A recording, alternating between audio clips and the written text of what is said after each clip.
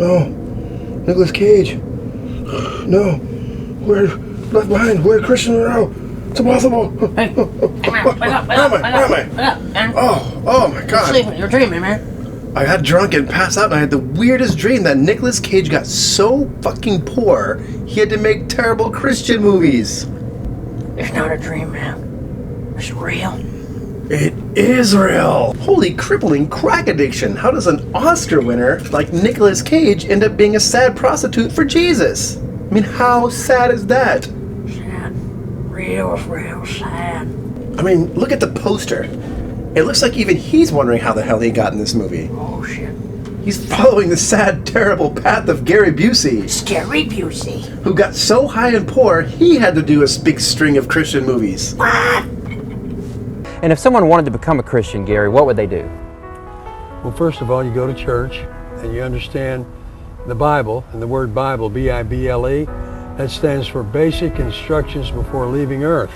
This is Dicko's Evil Movie Review Show, the most evil movie review show on the internet. I'm your host, Larry Dicko, and this is my co-host, Fuckface, and we got so hard up for movies we had to review Left My Behind. And it's not bad because this is a Christian movie. There are plenty of great Christian movies. Ben-Hur, The Ten Commandments, The Greatest Story Ever Told, which John Wayne has a bit part where he crucifies Jesus Christ and says, "Son of God," huh?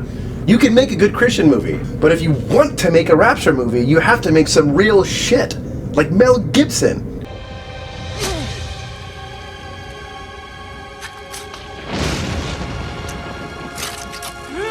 And it's pretty much just torture porn, but it was still interesting to watch. This movie is just crap. To get him off, huh, Mr. Christian? I'm trying to understand! All right, let me get my notes out for this movie. Let's see here. Fuckface, what is Left by Behind about? Well, this is a Christian movie, Christian-funded movie, meant to scare us into believing in Jesus so we can fly up into the sky out of our clothing when God decides to pull us out before the end of days. I mean, it's a great concept for a movie. Did it work? It's a fucking terrible movie. It's not scary enough. They didn't scare me into being a Christian. No. It is a remake, I guess, of Kirk Cameron's theater bomb, Left Behind, based on some dude's book. The book series. Best-selling book series. That should depress you. Okay, I don't want to waste a big review on this because it's not worth it, but let's just quickly run down all the things that are wrong with the movie and then the few things that are good. Number one, the dialogue is a fucking joke. It sounds like it was written by someone who's never actually heard people talk before.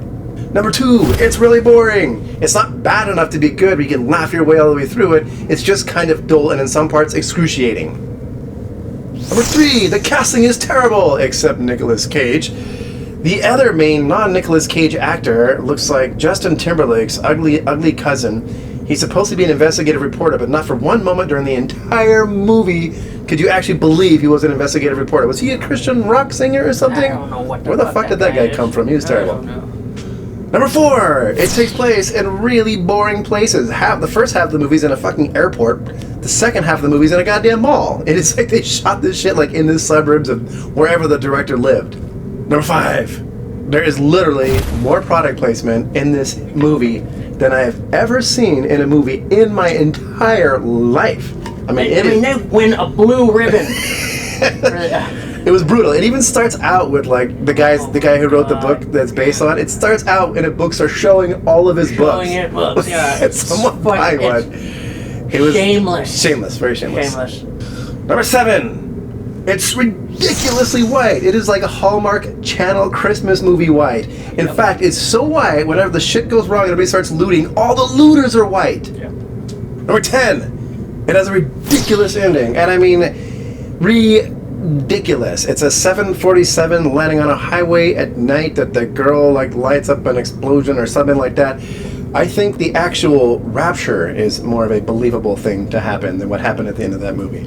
Number 35, Nicolas Cage is sleep acting the entire movie. I'm pretty sure he popped an Ambien before every scene and just like, I'm gonna get through this. I'm just gonna get through it. Somehow, some way. There's one scene where he acts. One scene in the whole movie. That's pretty good acting. Was it pretty good acting? Don't you think? The sad part? Yeah. Okay. And it wasn't even scary. If you're going to make a Christian movie about the rapture, it should be terrifying. Yeah. Like A Thief in the Night is from the 70s. What scared the shit out of you? You're like, maybe I'll be a Christian. It's fucked. Oh man, it's fucked up. My friend's mom made me watch that when I was in 6th grade, and it definitely scared me, but more like scared me of her. Yeah, well, you should check it out. It's on YouTube, Thief in the Night. Now for the good parts. One good part. As soon as the rapture happens and everybody disappears out of their clothes and whatever, 1 second later, everybody is a fucking maniac, killing each other, stealing, running out of the mall, just shoplifting, complete like maniac, purse snatching, instantly. It's pretty funny. I wanted more of that. They should have. They had a good thing going with that. They should have kept going with that. It's amazing how fast it happens, though. Oh, immediately. 2, midget. There is some angry midget in the movie, and he's actually funny. He gets up to all kinds of wacky midget antics, and he has a big fight with a Muslim guy. And I gotta say, there were actual jokes in there where I was like, okay, that was a funny joke. Right. Like probably one half of them, the other half are embarrassing. But anyway, pretty good midget. Good midget. 3. There were lots of weird people in the theater watching it with us, including I'm assuming, Christian couple who literally could not stop laughing the entire movie. It was like non-stop. And I don't think they were even watching the movie. They were looking at their iPad or something, and they were just like...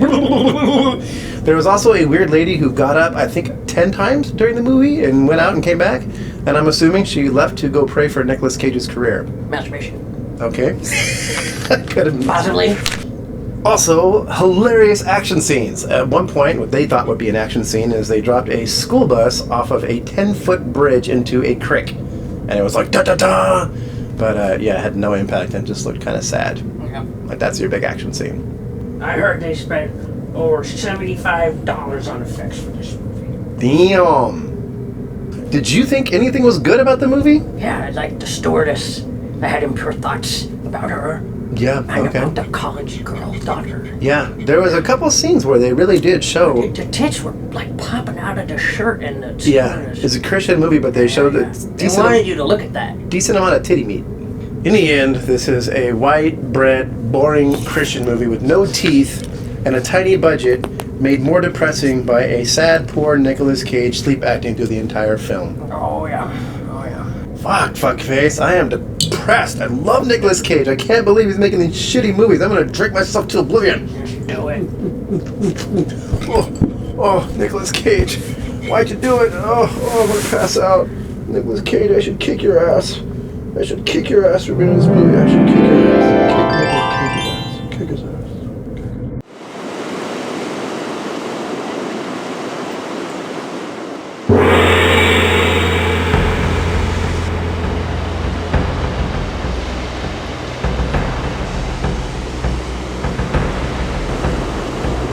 Nicolas Cage, what happened to you?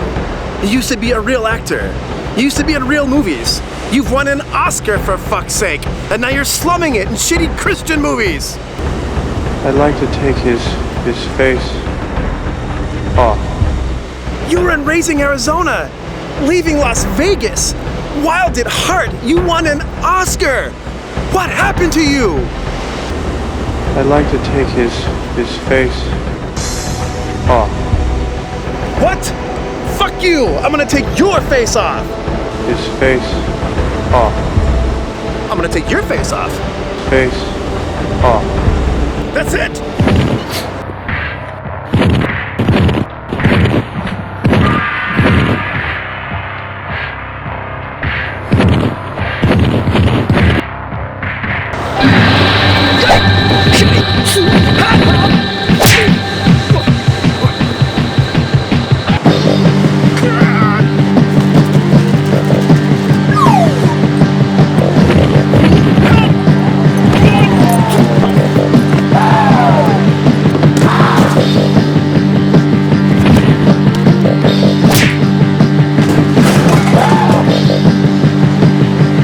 Soul's still dancing.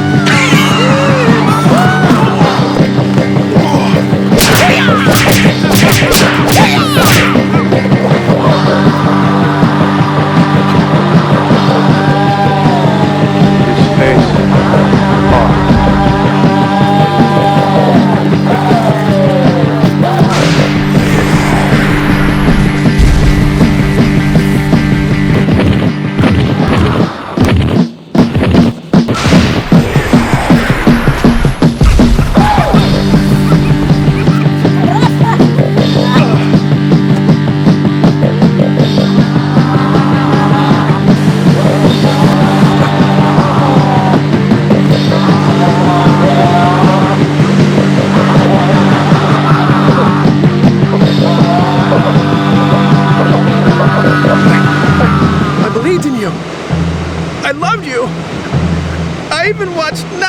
treasure on a plane.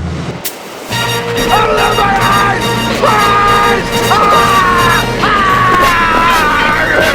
This is for Wicker Man. This is for Ghost Rider 1 and 2. And this is for Bangkok Dangerous.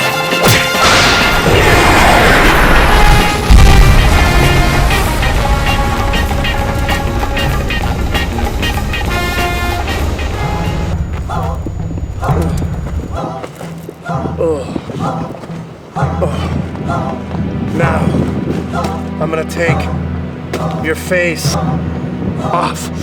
What? It's impossible!